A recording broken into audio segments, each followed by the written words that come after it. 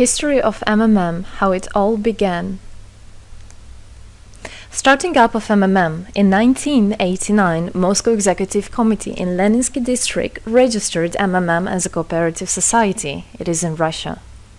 A few words about the leader. The MMM Cooperative Society was founded by Sergei Mavrodi and was one of the leading computer equipment distributors in Russia. Sergei Mavrodi, having a degree in maths, worked as a programmer and took part in the development of the first operating systems. A few words about his decision to make his own company is the fact that having worked as a simple worker from 8 to 5, he understood that freedom is the most important for him, because that work of 8 to 5 is literally a slavery. At any point, at any time, the company can throw you out and you'll be left without nothing, although you could have worked in that company for years and years. So he realized it. This is why he decided to create his own child, and he knew whatever his efforts will be, it will come back to him in form of dividends and income. Free of charge travel campaign. In 1992, the brand became universally recognizable after Mavrodi offered several times to all the residents of Moscow a day of free of charge travel in metro, Moscow subway. Pretty smart. Birthday of MMM. On October 20, 1992, the joint stock company MMM was registered.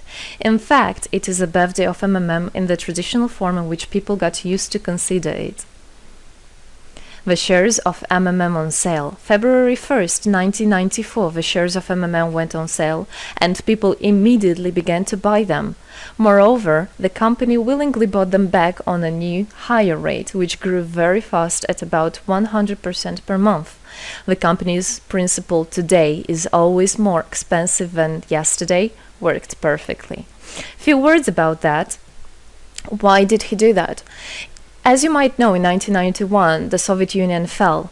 So if until at the time of the Soviet Union, everything that there was in the country, like properties, different companies or whatever that was bringing some goods, was national. So any person of the country was entitled to have a share of that production, of that company. Everybody was equal. But when the Soviet Union fell, what it meant is that all the companies, all the properties had to be privatized. So you can imagine there is a company, a huge company. People worked there for years and years. And at one moment, there comes a person and says, all that is mine. Yes, this was the case. And obviously that information, that laws about the fact that it was possible to privatize was kept only for a small group of people for obvious reasons. So a simple worker who worked in that company for years and years or all his life didn't know he can actually come and say by law that that is his. So what genius idea Sergei Mavrodi had is to sell these shares to gather the money of the people, and with this money to buy those companies. So basically, if a person has an MMM share, he would have had an exact share from the company that Sergei Mavrodi bought. For example, a company from oil and gas or something else. Obviously, he knew perfectly which companies are worth it and which companies were not. There was quite a battle there. So as you can see, his idea was great, but let's see what happens. Government is trying to hinder MMM's activities. Surprise, surprise. Planned by the Russian government, MMM 94 was intentionally collapsed. It began when tax inspectors accompanied by OMON officers passed through the crowd of depositors and went inside the central office of the company to give a notice about the planned tax inspection. Right. So obviously, the small group of people that I was talking about is the government people, is the people that have connections and so on. And they wanted, obviously, all that money, all those properties to be kept in their hands. This is how the nowadays oligarchs were made. At that moment, they had nothing. In one day, they got loads of money. And now you can know them as very rich people who made their money on the back of a nation. So obviously they did something just to provoke some panic going through the crowd. Obviously, for any financial institution, a panic is really bad. As I remind you, at that time, MMM was selling shares, was a share stock company, let's say. Mavrody's arrest. Sergei Mavrody was arrested on tax evasion charge. Really lame excuse. It wasn't at all like that.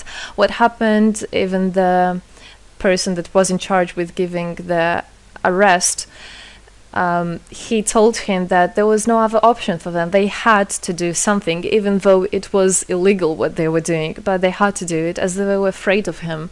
Because, as he said, another 2-3 months and in whole Russia there would be no government, no banks, nobody, only Sergei Mavrody, that who holds the money nowadays. This is in charge.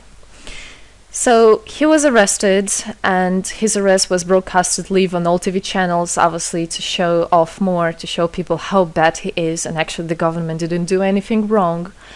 On the same day, there was a storm of the central office of MMM. The company was prescribed to recover 49.9 billion rubles to the budget. Huge money. The question about the money in MMM 94 is open, as no one still can give an answer where it is. The authorities simply turned a blind eye to it, although hundreds of eyewitnesses are ready to confirm, even under oath in court, that they saw 17 trucks take out cash through the back door. So unfortunately, at that time, there was no internet, no bitcoins, no other internet wallets, and all the money were obviously kept in cash in the MMM offices. And the government took advantage of it. They just came, took it out, and then they said nothing. Moreover, they didn't say where the money went. They even made the way to make people believe that Sergei Mavrody was the one who took all those 17 trucks of money and disappeared. But obviously it wasn't the case. It was a simply lame excuse. Demonstrations against state authorities. August 1994. Thousands of MMM depositors affected by the artificial collapse of the pyramid protested and demanded to set Mavrody free.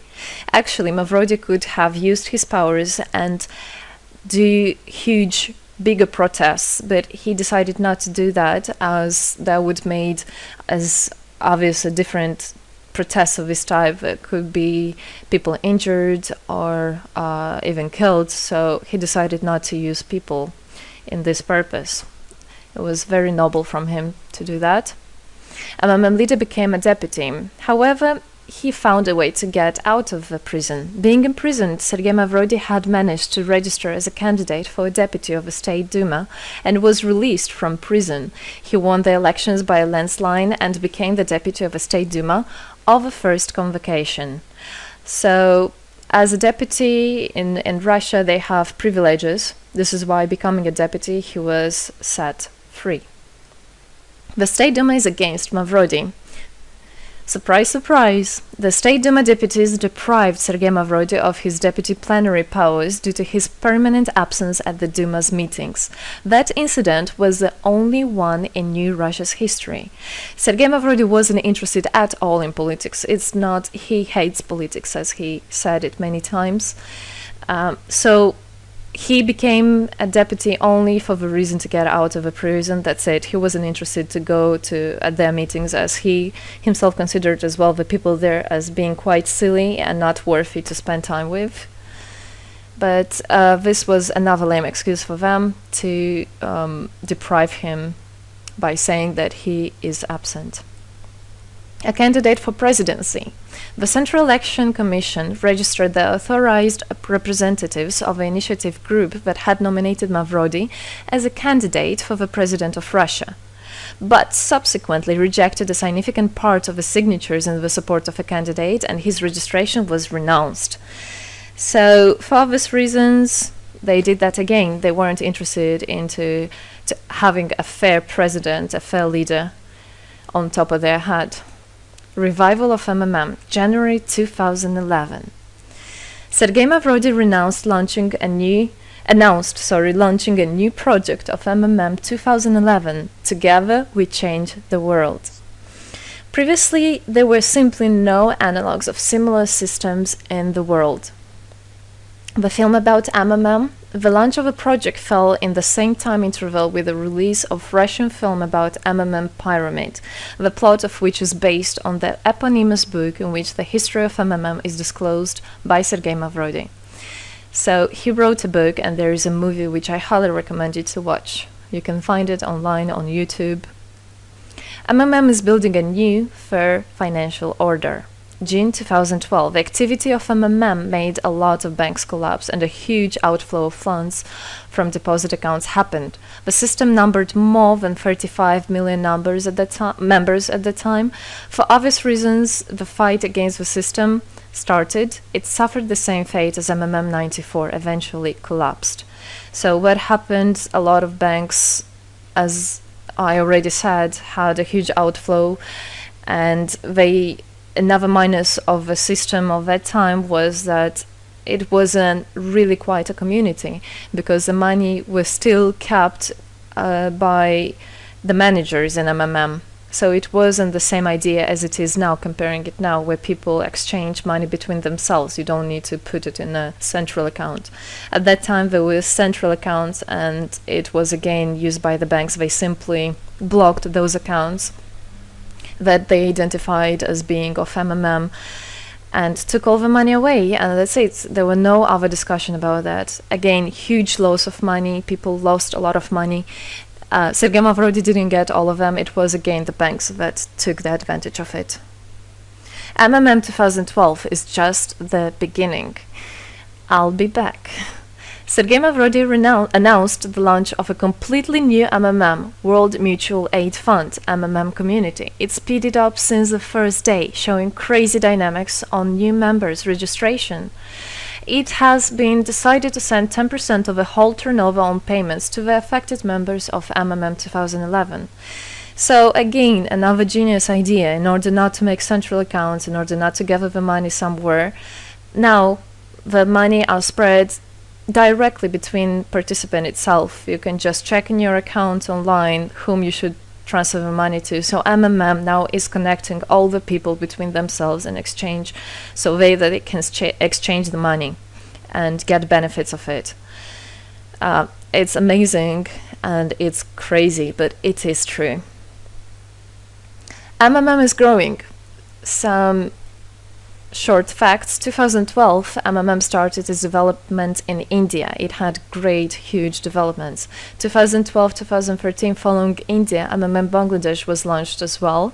2013, MMM Indonesia was launched. 2014, MMM Hong Kong. And it's not the end. MMM Global, 2014. MMM Global started up in the spring 2014. It is a voluntary network, a community of millions and millions of people from more than 100 countries worldwide. So there is already MMM settled in Argentina, Brazil, Philippines, Hong Kong, and other.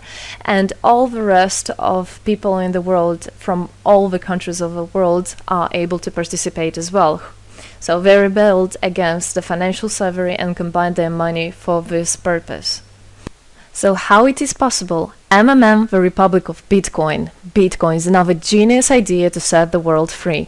For MMM Global participants' convenience, there were some 20 ideas on funds transfers implemented. From now on, all the countries where you can buy and sell Bitcoins can be registered in a branch of Free People of the Republic of Bitcoin. Thus, there is no barriers to develop MMM in small countries due to their restrictions on the international bank transfers. Banks. This is not something that we would want to use, as the banks can anytime put restriction on an account or even block an account and take all the money. Yes, the banks can do that. Read better your contract. So, Bitcoins is really genius idea to do that. Join MMM Global, join our community, set the world free. Don't hesitate, don't even think of going back, just go always forward. We are writing the history right here and right now. We are not going to be any more slaves working from 8 to 5, having pennies for that. We want to hold our own money and to get the benefits of it. I don't want a bank to use my money for their own purposes. I want us people, free people, to use our money, to exchange the money when it is needed, and to help each other. This is really a great idea. And join us, write the history here today with us, and together we will indeed change the world.